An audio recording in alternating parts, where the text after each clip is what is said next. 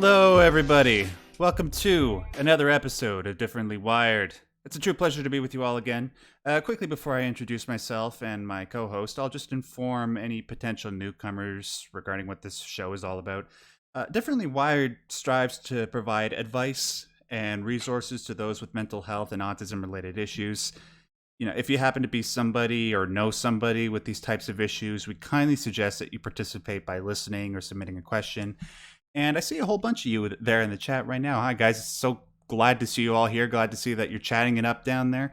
Before we dive into your questions, and it's going to be an all mailbag show today, so buckle up.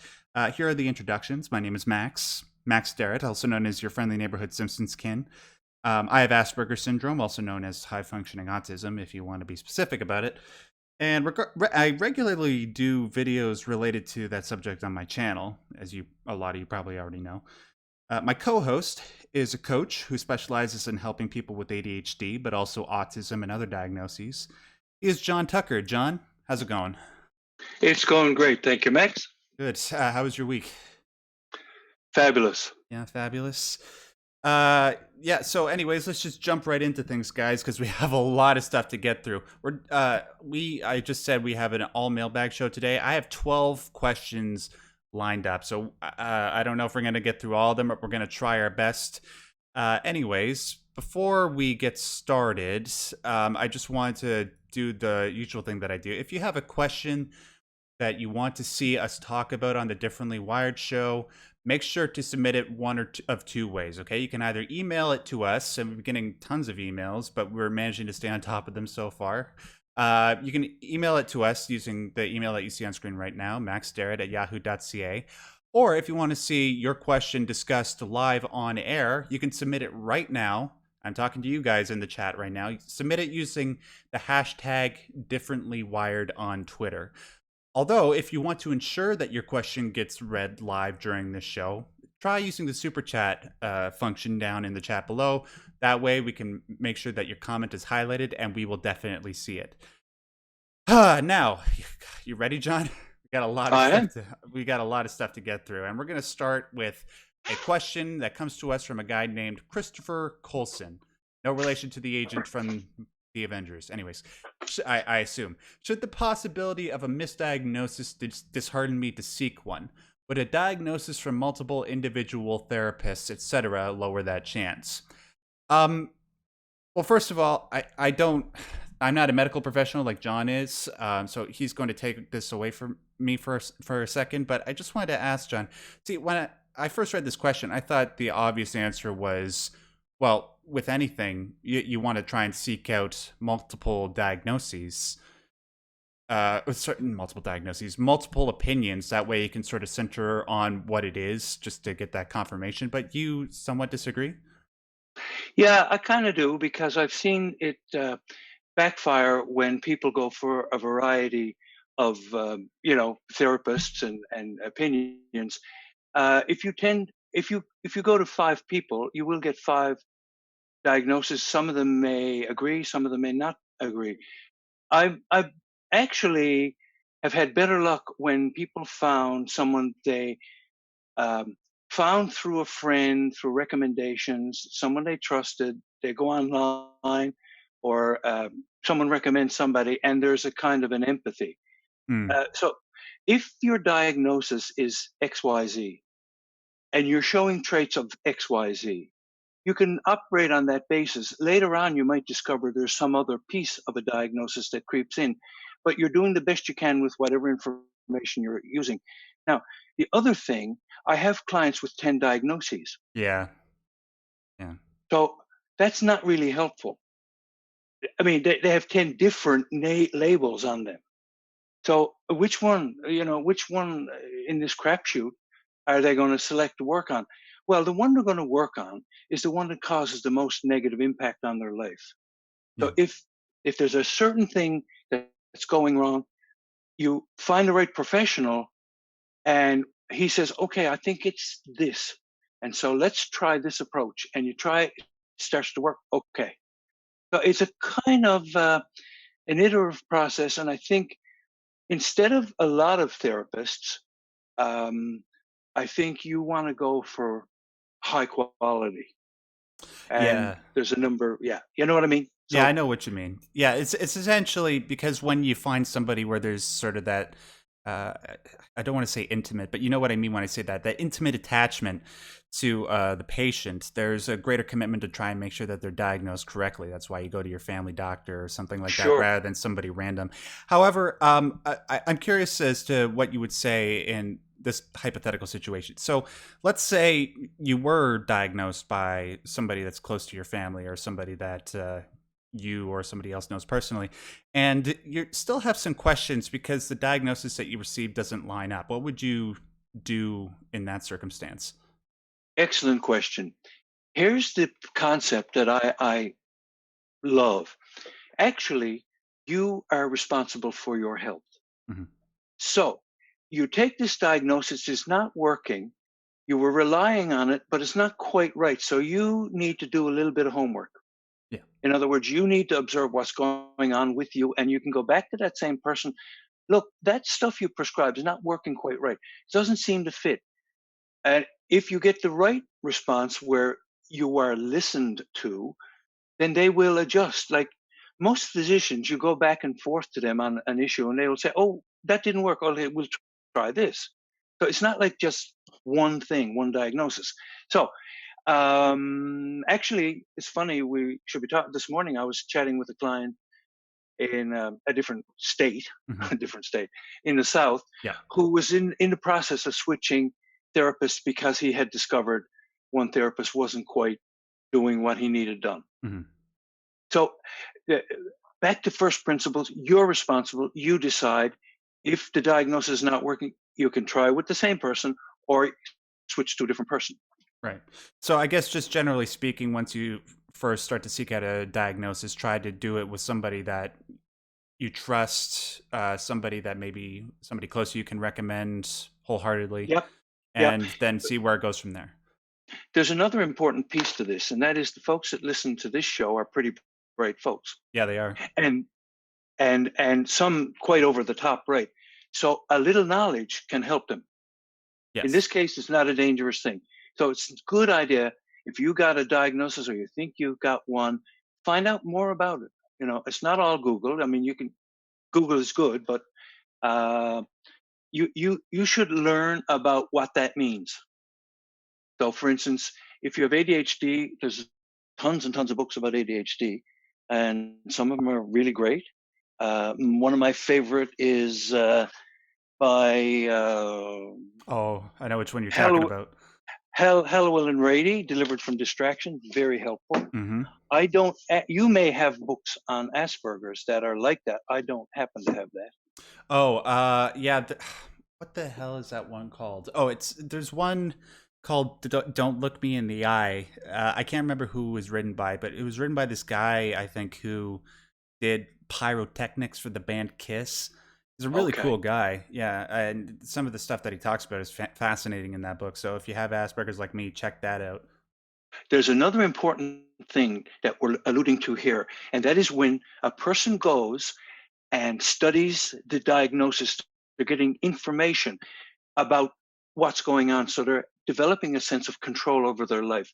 Yes. And that's psychologically very valuable that you feel, oh, I have rights, I have choice, I can do things. Hmm. And very often, if you've had a troubled upbringing, that getting a sense of being able to do things is really valuable and really helpful. It's empowering. And yeah, and when Yes, you should yes, definitely apply that ethic to when you get your diagnosis.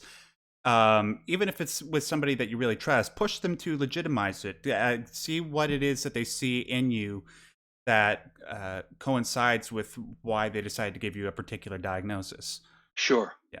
Anyways, thanks for your wisdom on that, John. Let's move on to the next question. This one comes to us from Janabaj Lanaban, and he writes, Max, thank you for doing your YouTube channel. Well, thank you for watching it, man. I literally watched all your videos. You saved my life. Oh, wow. You saved my life. Keep going and doing what you're doing. I'll do my best, man. I love it when I get comments from people like you. Question for your live stream. How do you find stuff you like doing? Experimenting takes a lot of time, and I know all the stuff that I don't like doing, but maybe you develop patterns to find what you like quicker. Thank you again. Well, thank you for your question, Jana Budge. I thought I read your question and I thought of a couple of ways that I might recommend you find stuff that you like doing. So you said that you know what you don't like doing. One thing that you could maybe ask yourself is what elements are included with those things that you don't like doing the most, and then thinking about what the opposite of that is. Right? Maybe, um, let's say, uh, I don't know. You don't like anything that has to do with computers because they're too confusing, but you have a passion for movies and film, right? So this is just a hypothetical. I don't know exactly what it is that you enjoy, but just follow me here. If you don't like doing stuff with the computers, but you like film, that means you probably don't like doing film editing. You don't like doing the audio stuff, but you might like the creative aspect of it. So you might like acting, or you might like writing, or you might doing art. You might be a cinematographer or something like that. What you have to do is you have to take what it is about what you don't like, break it down into a million different pieces, and try to find in those things that you don't like the opposite of that, and try to articulate that thing that you do like, and try to find where that thing that you do like lies in different professions or different hobbies. Does that make any sense? John, does that make sense?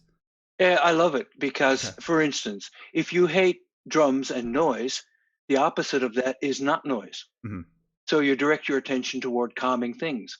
So it makes perfect sense because if you know what you don't like, that does actually point you toward a different direction in the opposite direction. So I think it's great.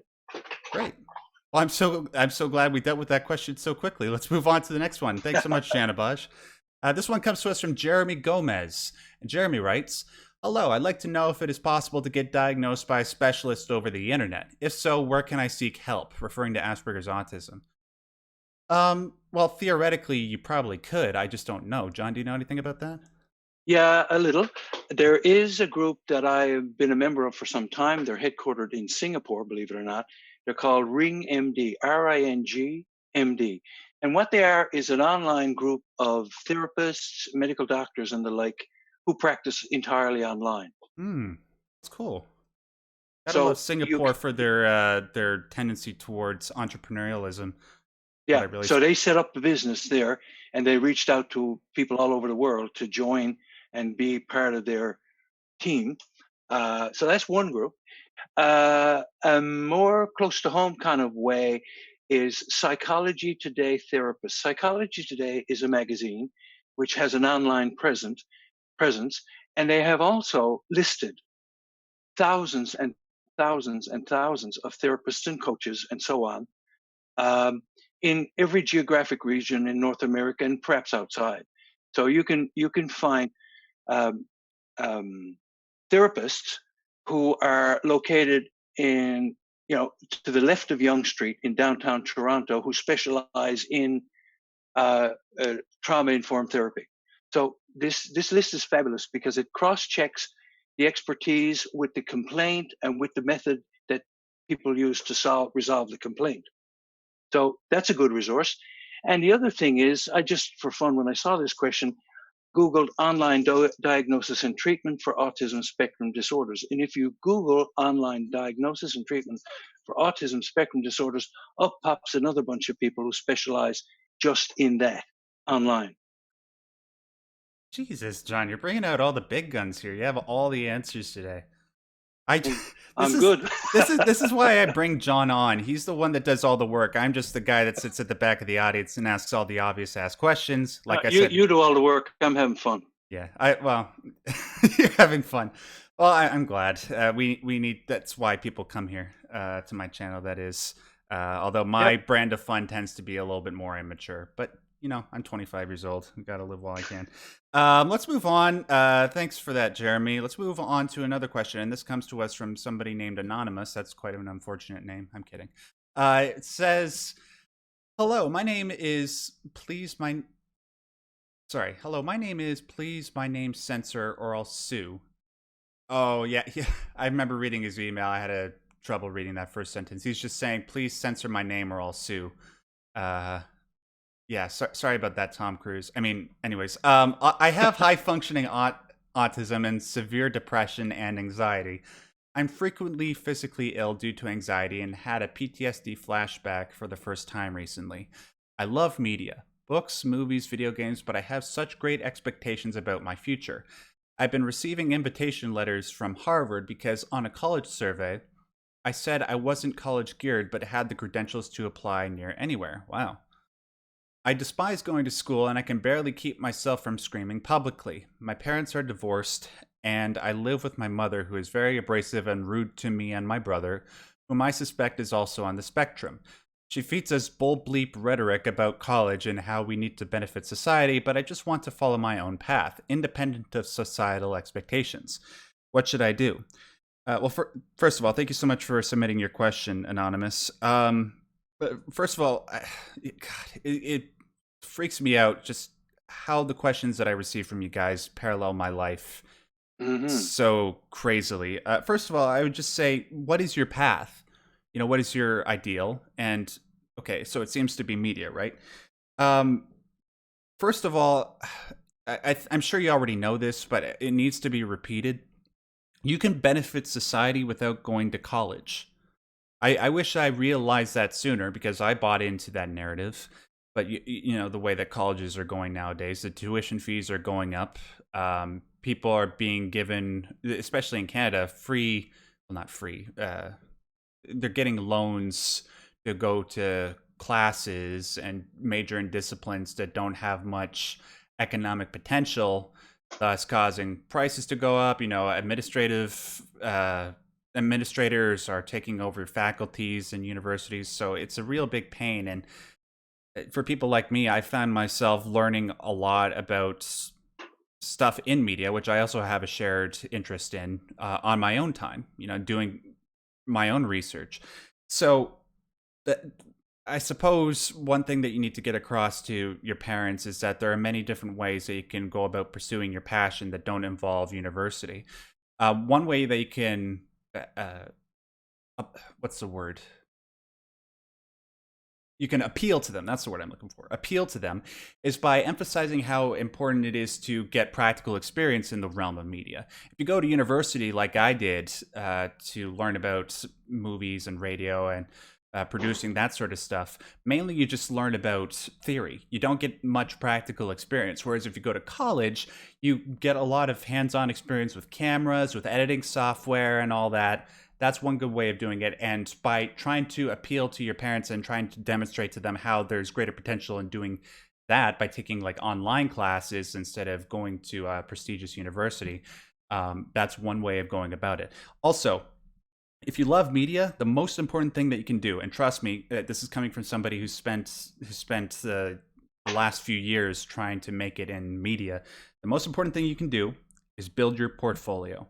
Show off, build, whether it's on a website or on your own YouTube channel like I did. You have to show employers what you're good at. Make a video, make a demo reel where you can demonstrate your editing skills.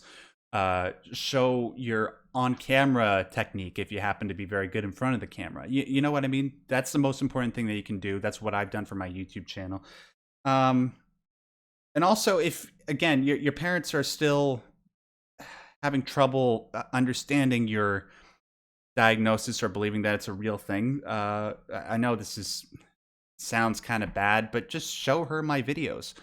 Because what I have found from people that have commented on my videos is a lot of them say, hey, I showed my parents or my friends these videos, and then suddenly they became a lot more accepting and understanding.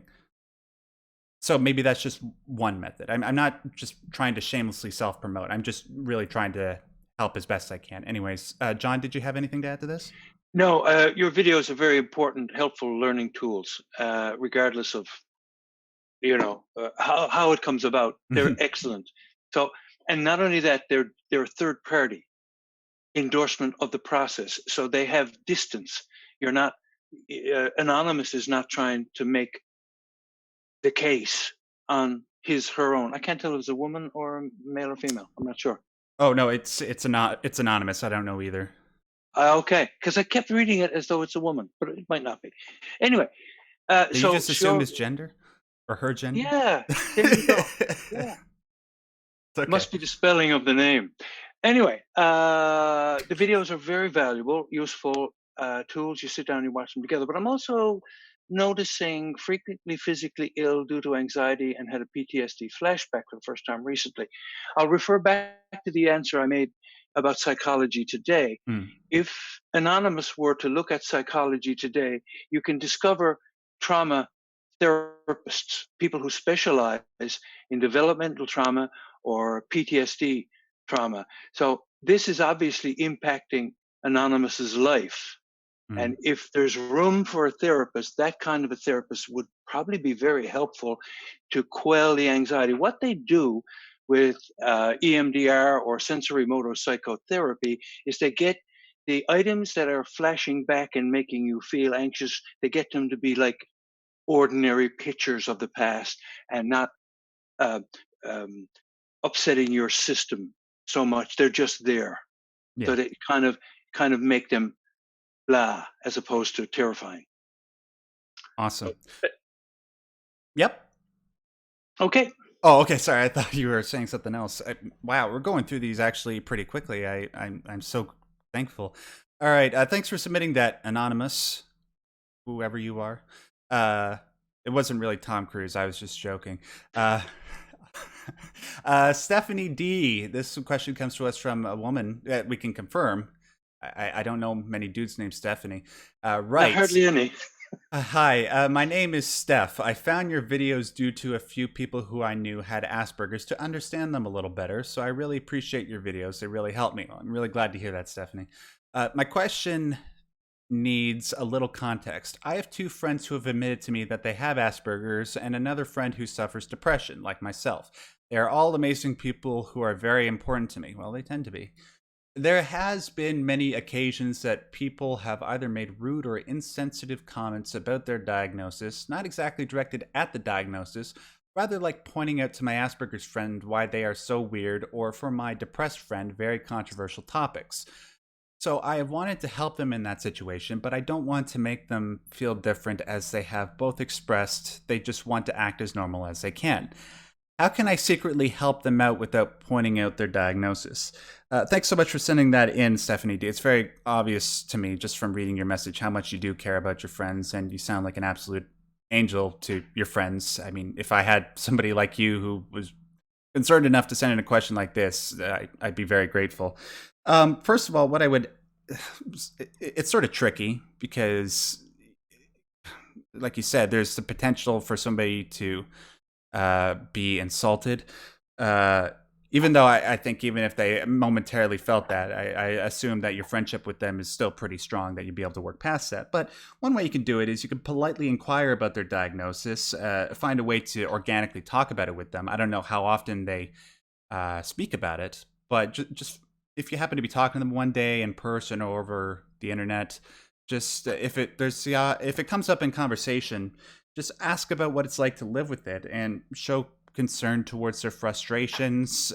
Try to inquire about ways that maybe you could help them. Like if they say, "Oh, I hate it when people at school they make fun of me for not looking at them in the eye when I talk to them," express a strong desire to help them. Figure out what their biggest hurdles are, and then try to strategize to figure out ways that you can help them. So if you go with the eye contact example that I just gave, try to suggest to them, try looking at their eyebrows or try looking at their forehead instead of looking at them directly in the eyes. Apparently, when you do that, very few people tend to notice. That's just one example. Just get them to open up about one or two specific struggles that they might be going through, and then try to brainstorm about ways that you can overcome that. If you want my advice about any of those specific examples, make sure you write back into me so that I can continue to help further and keep the conversation going. John? Yeah, I can't do. I can't say anything wrong with the what you've said. I agree. What you're implying is that you don't jump in with a strategy to help them. Hmm. That would be actually a problem. Yeah. So talking to them, letting them know you're on their side and how you can be of service is good. That also tends to be empowering and friendly. They might say, "Please ignore it." Hmm. don't do anything. And you know what I mean? They Yeah. might say, no, I don't want, you know, so in other words, you're consulting them rather than handling something for them. So I like that approach. Yeah, it's very important. Instead of trying to place any particular paradigm of how you think they should be helped, you have to be receptive and walk through things with them. At first, it doesn't always have to be that way. Eventually, Yeah, there'll come a time where you can actually start putting concrete solutions into place. But that's a good way to yeah. start. And like I said, please contact me back. I'll recognize you when you do. All right, the next one comes to us from Anonymous. No relation to the first Anonymous. Let's call him Anonymous 2. Anonymous 2 writes, Hi, I'm a 25-year-old math student from Germany. Well, guten Tag. I always felt like the title of the live stream, Differently Wired, but until recently, this was a pretty miserable feeling. Then I found out about someone that he is diagnosed with Asperger's, and something clicked in me. I read about the symptoms, and most of them fit me for some degree. This was a huge relief for me. For the first time, I felt like I'm not alone with this stuff. The only thing is that with this other person, the symptoms are much more noticeable. My question is the following. Is it possible to have such a mild case of Asperger's that is effectively undiagnosable, or getting a diagnosis isn't worth it? Isn't worth it. Um, yes, I would say that it is possible that you could have a really mild case of Asperger's, because if you think about it this way, like it's a spectrum, right? That's why it's called the autism spectrum. And depending on your accumulation of certain symptoms and how intense they are, you can either be at the polar end of really high functioning, or at the polar end where it borderlines on having full on autism, right?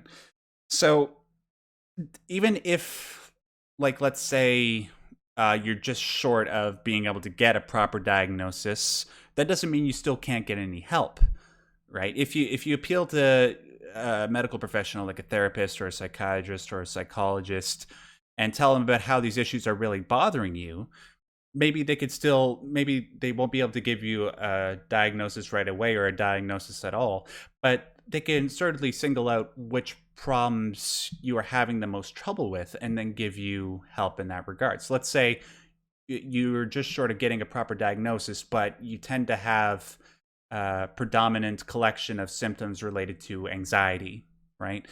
What they might recommend might be medical. They might recommend you take some form of medicine or pills, but they might also recommend that you take drama classes. That's one common recommendation for people like me, people with Asperger's who are having trouble socializing. And trust me, as somebody who went to drama school for 4 years, it really, really helped. So, when you're seeking out a diagnosis, try not to worry too much about whether or not you'll get one. Just think of it as one step towards trying to live a healthier life, a happier life. John? Yeah. I have had clients who got a diagnosis when they were in their middle years, Hmm. and they knew they were a little different, but they were quite high functioning and had a career as a physician or a lawyer or something. And it's quite often the case that folks with high functioning Asperger's are bright, can do lots of professions and careers. So yeah, it's quite possible that it's you don't need to rush to a diagnosis in that situation. Hmm. And finally, before we go on to the next question, I just want to recommend to you, Anonymous, that if you're still on the fence and you want to see if one thing I've been recommending in a lot of my Truth About Asperger's videos at the very end is that you take this one particular test called the Autism Spectrum Quotient. And I'll leave a link to it in the description of this live stream if you guys want to take it yourself. What you can do is take this test. It was created by a psychologist, I believe his name is Simon Baron Cohen.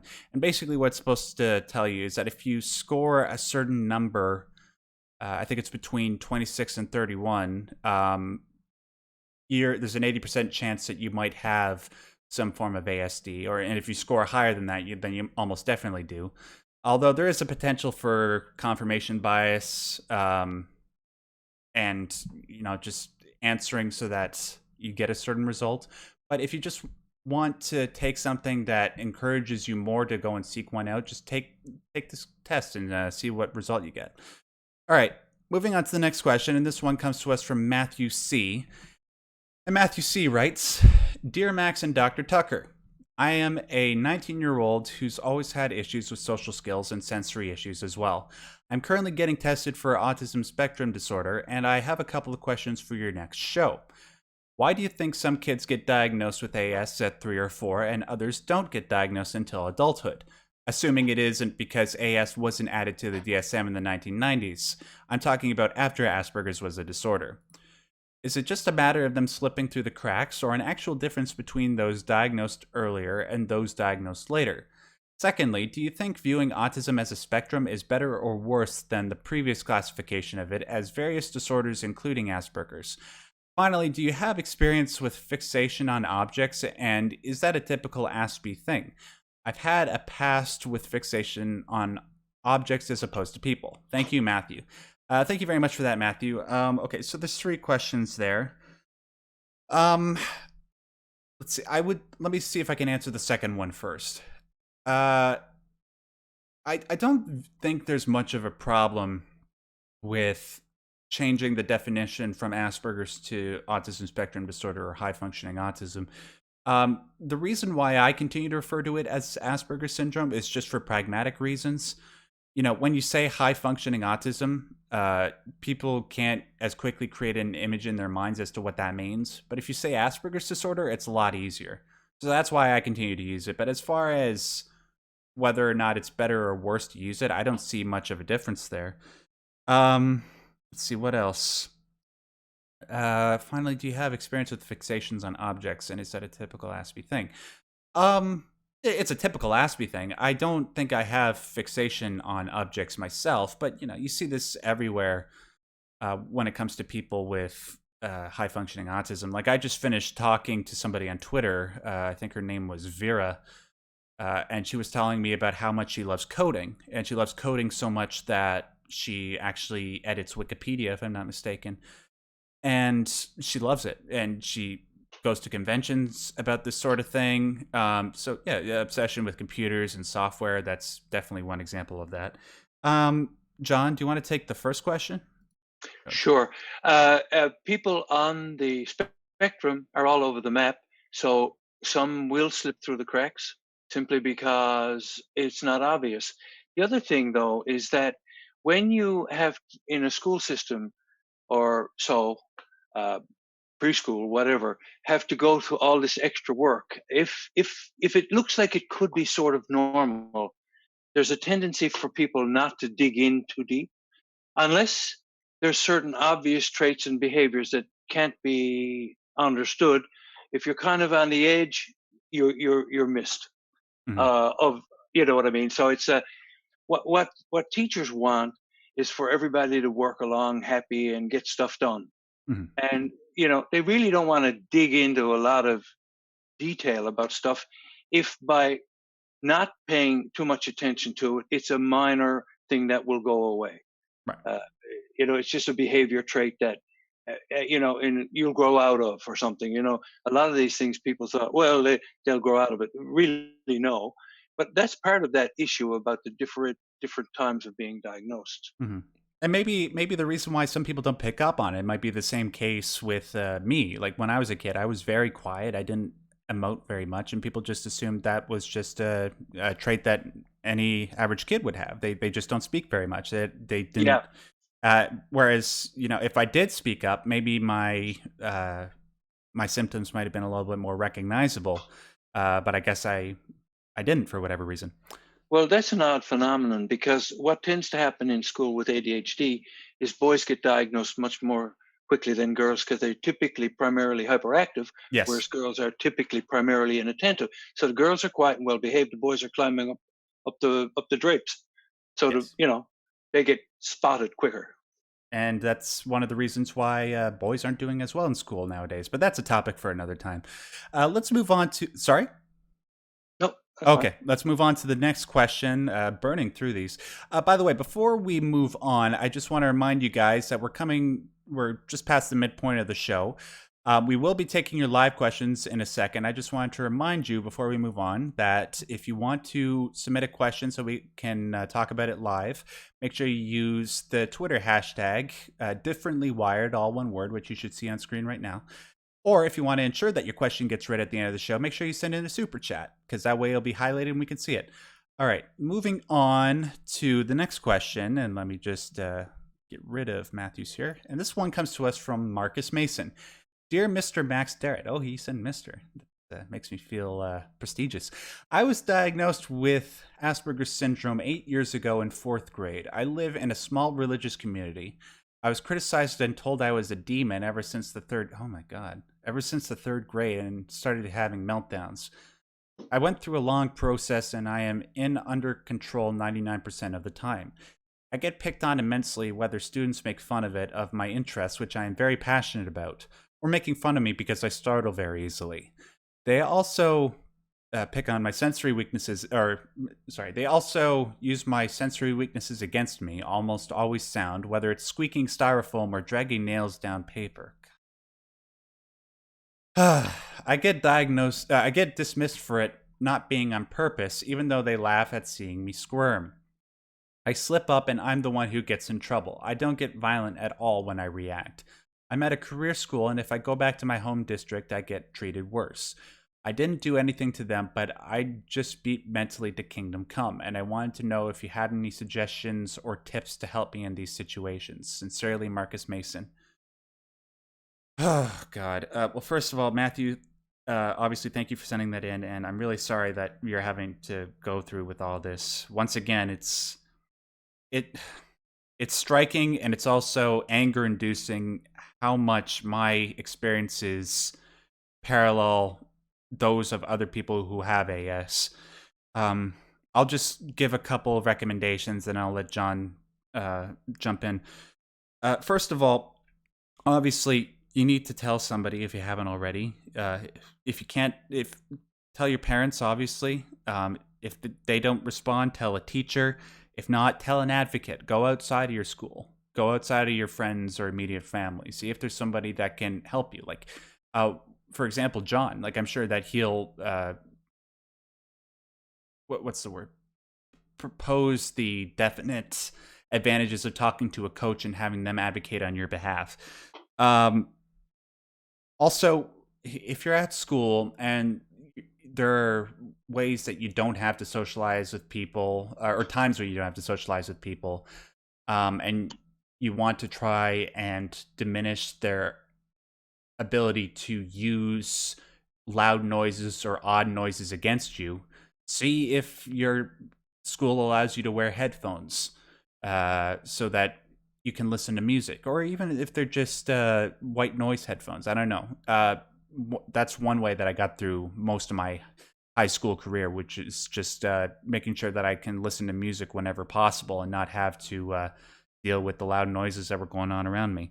And also, obviously, sorry, John, when it comes to actual bullying, I don't know if you have a phone, or a smartphone, but there are certain apps that you can download where you can record voices or record video. I don't know if your phone has a video function. Record everything whenever something like this happens to you. That way, you have physical evidence and you can present it, and bad things can stop happening a whole lot faster. John, I'm certain that you've dealt with a lot of people who have been bullied on account of these issues. Mhm. What would you recommend? Well, Marcus, you're in a toxic environment. You've had the guts to come out and tell us what's happening. And so you've got courage. Yes. Even though you're sensitive, you've got courage. Now, I have only a couple of small suggestions. Because you're in a toxic environment, you need to form alliances. You need to find friends, allies. You need people that you can talk to who uh, who undo some of the damage of the nuisances around you. Because right now, what I'm hearing is you're kind of alone, facing this entirely alone. I'm not sure if you're in a small religious community, if your parents are going to be on your side or not. I'd say right where you're living now, right where you're in school now, you got to locate somebody who'll Yes. work with you in some small way. And it might be just that you'll joke and laugh after class and get together. Someone who gives you a respite from this miserable stuff. That's one thing. The other thing is this won't go on forever. You're going to get out of there, and you can get away from that toxic nonsense. Yes. And as much, flack that religious communities tend to get in our increasingly secular society, as somebody who grew up in a Christian community, specifically at a Christian school, I could definitely understand, people being bullied, not just by students, but by professors in that environment hypocritically. But some of the greatest people that I've ever met, some of the people that have recognized people's inherent value, were inside religious communities. And there are people that will do everything that they can to help you and make you feel valued and to bolster your strengths. So please just take my and John's advice and try to reach out to somebody wherever you can. All right, we're gonna take one or two more mailbag questions. Let's see, who do we got coming up? We got one from Nye, and then we're going to take one from Code Zero, and then we're going to jump to the live questions. Don't worry, I see email questions from Joshua, from Zach, from Lauren. We'll get to you guys next episode. Sorry, but we got tons of email questions, and we're going to answer all of them. It just takes a bit of time. So this one comes to us from Nye. No relation to Bill, I'm assuming. Mhm. Hi, Max. I've been watching your channel since I found you about a year ago. Well, thanks so much for sticking around. I really appreciate it. So I was diagnosed with Asperger syndrome back in grade school with a few comorbid ones like ADHD, depression, and severe anxiety disorder, kind of like me. In the past, a lot of people didn't believe I had AS since I'm a girl, or would bully me because I was different. So I only tell people I get close to now and don't tell people I work with that I have issues unless I absolutely have now. Anyways, I'm 28 and I've had trouble trying to figure out what kind of career to pursue since I keep being discouraged with ones I'd actually be very good at. My problem is I'm an artist and I'm terrible with people. I've been working in various behind the scenes types jobs since I got out of high school, like warehouse and dog grooming, but they don't usually last more than a few years before I am forced to move on in some form or another. My only other skills besides most all art forms are organization, video games, and excessive knowledge in the particular fandoms or my own worlds I create. Any suggestions at what I should do? Cheers. Well, I'm just going to pass the buck to John quickly while I take a quick drink of water because my throat's kind of buggy. Sure. Hi, Nye. I have a specific suggestion that might be useful to you. I use it with a lot of my clients. It's Richard Knowles, the late Richard Bowles' book, What Color's Your Parachute? It's a very cheerful book to read, and it helps you locate the special skills, um, and it takes you through a fairly thorough process whereby you flesh out where to head. And as people work through the book, it suddenly dawns on, oh, all these skills I love combine in this kind of activity. So I wouldn't rush to go and grab a job. I would sort of look at all those strengths that you've got. And I suggest Richard Bowles' book. That's one. There is another one that you could use. Now that I said strengths, I'll mention it's called The Strengths Finder by Tom Rath. And in it, you again do a thorough evaluation. It's part online, part a book. And you discover that you have characteristics you didn't realize you had. And so that helps you funnel your attention. Um, okay. And yeah, finally, before we move on to the next question, I just want to echo what I said before about, when I was addressing the first anonymous email that we received. The most important thing that you can do is build your portfolio. So if your skills involve art forms, video games, and excessive knowledge, that sort of mimics my experience, except for art, because I'm good at a lot of things, but I've always sucked at drawing. And as far as people might be asking, what do you mean you suck at drawing? You drew yourself as Simpsons. No, I didn't. That's another story for another time, though. But yeah, just put together a huge selection of your best work. If it's video games, what is it about video games that might be valuable to present to an employer or or something that you can make a hobby or a living out of, like I did on YouTube. Like, for example, some of the videos that I do on my channel don't have to do with Asperger's, they have to do with analysis of video games. Oddly enough, my most popular video, it has, I think, 1.3 million views, was an analysis video of a video game called Inside. I have no idea why that caught on, but maybe that's one way that you can draw people into your work. Draw them in by talking about video games, and then do separate videos about your art skill, right? Or I don't know, if you're a coder, maybe you could talk about coding with video games, whatever it is. Um, yeah, and that's what I recommend. Anything else, John? No, that sounds good. All right, good. Thanks so much for sending that in, Nye. This might be the last question. I'll see.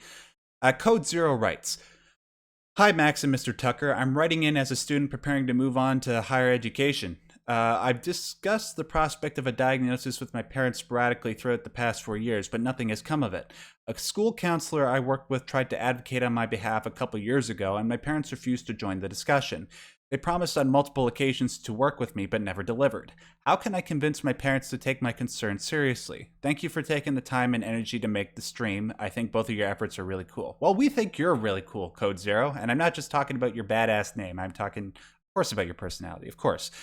John, obviously, I need to pass the buck to you on this one, because when it No comes to problem. my own personal life, you've really helped me in this regard. Okay. Um, the effort to convince your parents to change their mind will fall on, you know, it will fail. You you you think that logic, that empathy will work. You think that their love and so on, but they've got their mind made up about something. I would actually go, you're going to higher education. Here's how it works in higher education. I don't know if you're in Canada or the US, but in Canada, when you're 18 years of age, you are treated like an adult, and you your parents need permission from you to talk to the to the higher education. So when you present yourself to higher education, you can go directly to accessibility centers, disability offices. You can go to the department that looks after this stuff, and you can arrange it. You can arrange all this without really active participation from your parents. However, it's not useless to keep them up to date, but just trying to convince them might not be as good as going directly to the institution itself and using the resources that are put in place. Right. Just a couple things on that. One, I'll definitely echo what John just said about going to get certain accommodations for yourself when you're in school. I don't know if I would have survived school without the possibility of being able to be a part of, well, the university I went to. It was called Ryerson University, and they had this thing called the Access Center. Basically, what you do is you apply there saying that I had so and so mental issues, and I really appreciate if I could get certain accommodations in accordance with that. And what they allowed me to do is write my exams in separate rooms from where everybody else was taking the exams, just in case I need certain levels of sensory deprivation, or I get anxiety problems when I'm around a lot of people. That's one thing that you can do. You can also get extensions on your assignments more easily. That's one thing. And then finally, in respect to your parents, if you're adamant about trying to appeal to them, if even if you take John's advice to not really bother with what they say, but you still want to try and get them on board somehow. Um, one thing that I would recommend in trying to appeal to them, if that's the route you're going to go, is try to get across to them how much you want to succeed, how much you want to not let your problems be a crutch for you so that you don't have to do anything, that you actually want to make something of your life and you want to do amazing things. And that all you would have to do is just to get them on board and get a couple of accommodations in place so that you can go to work and show off your talents to the people that desperately need to see it. Right? And hopefully that works. I find that when I've done that, like when I did my original Truth About Asperger's videos and showed them to my parents, and communicated to them how I really want to be of use to the world and to my community and to myself, that suddenly they stopped with their preconceptions about me being lazy or not wanting to work. And after they got on board and they trusted me, things are so much better. They see how much work I'm trying to do with my channel, with my job outside of my channel, and all the people that have been responding to my videos. So try that and see what That's happens. Max. That's interesting because what you've described there is not you going and directly appealing, but rather Proving, by yeah. your proving by your efforts that you were sincerely trying to get ahead and do it. So they could observe the actual product and the effort that you were putting in. Right. Yeah, it's cheesy to say, but actions do speak louder than words. Right. Yeah. Anyways, that will do it for the emailing questions. I'm sorry, Joshua, and I'm sorry, Zach. We run out of time. I'm just going to put the YouTube chat on so everybody could see it. Um, whoa, whoops, didn't mean to do that. Where is my background? There we go. Hey, guys, I see you all in the chat. Hi, please don't kill my vibe. It's a great name. Hi, Jade Meredith. Hi, Neat Scholar. Good to see you all there. Before we end the show, obviously, I said we were going to take some live questions. I saw that one person in particular sent in a super chat. His name is Joel Viss, or Weiss, Wyss. I don't know how to pronounce that. He sends in $20. Thank you so much for that, Joel. And he asks the following. This is an oddball question. I'm the youngest of 7 kids, and I'm 20. I'm the only one in the family with Asperger's, so could it be a genetic skip or something else? Huh. I don't know. Does your parents or anybody in your extended family have issues in respect to autism? I see. I never really paid much attention to the physiological element of Asperger's syndrome. I just tried to deal with sort of the sociological aspects of it. John, do you have anything to offer in respect to that? Not really. I'm not sure why the question matters. I've often seen families where one neurobiological condition is in this person and not in that person, and not in the other person. And often you will get skipping, but maybe grandfather had the condition or some such thing. Mhm. So I can't really uh, come down definitively on saying a correct scientific answer to that. I'm sorry. Yeah, I'm not a scientist. I mean, I know I sound smart and witty and sexy and attractive and all these things. I mean, obviously, you can just glean that from this wonderful yellow picture of me. Stay yellow, by the way. But I'm unfortunately, I can't really offer much insight when it comes to genetics or heritability. But thank you so much for sending in that question. I'm sorry that we couldn't be more enlightening on that subject. Moving over to Twitter, let me just refresh to see what questions people are sending in. This question comes to us from Douglas Androsiglio, and he writes, "How did you overcome your AS and begin podcasting and making content? I get self-conscious about my recordings and my voice." Um, that's a good question. How did I start off doing this? Um, well, I've been. Yeah, go ahead, John, while I think about this. Yeah, I think overcome is a word that doesn't quite work in the question. Sorry. But it seems to me that you worked with rather than overcome.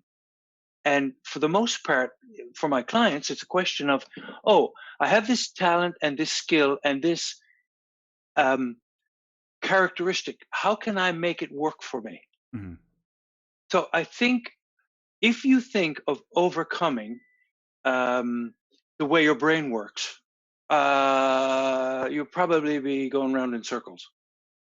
So I think it's better. Like I'm thinking back to an earlier question about I forget who asked the question about the following his own path, uh, and I was thinking at the time I didn't say it, but I was thinking that when people are trying to make you do something, and when you want to follow your own path, following your own path might be swimming upriver. Mhm. So maybe you swim across, maybe where you want to go is across the river. So you sort of tack or you go with the flow, but you put your own spin on it.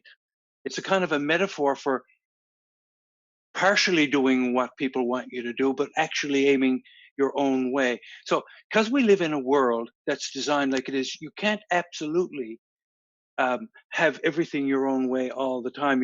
You kind of have to work in the crowd you're in. So, if you have Asperger's, ADHD, or anything like that, you're not going to overcome it. Hmm. It's better to understand it. Yeah, overcome's not the right word. You just have to work in conjunction with it. As Yeah. far as how I did it, I've had some sort of it's perverse in a way because typically people with AS tend to have issues with public speaking. Um, I'm kind of weird in a way where I have a lot of trouble speaking to people one on one, especially in person or at dinner parties. But when it comes to speaking to hundreds of people or performing in front of hundreds of people, which I have done in the past because I'm a musician, and it's what I used to do a whole lot of. I haven't had a problem because in those circumstances, there are certain social cues that you can control because everybody's looking at you and they're expecting a sort of performance. Whereas within the context of an intimate conversation, some things aren't, right?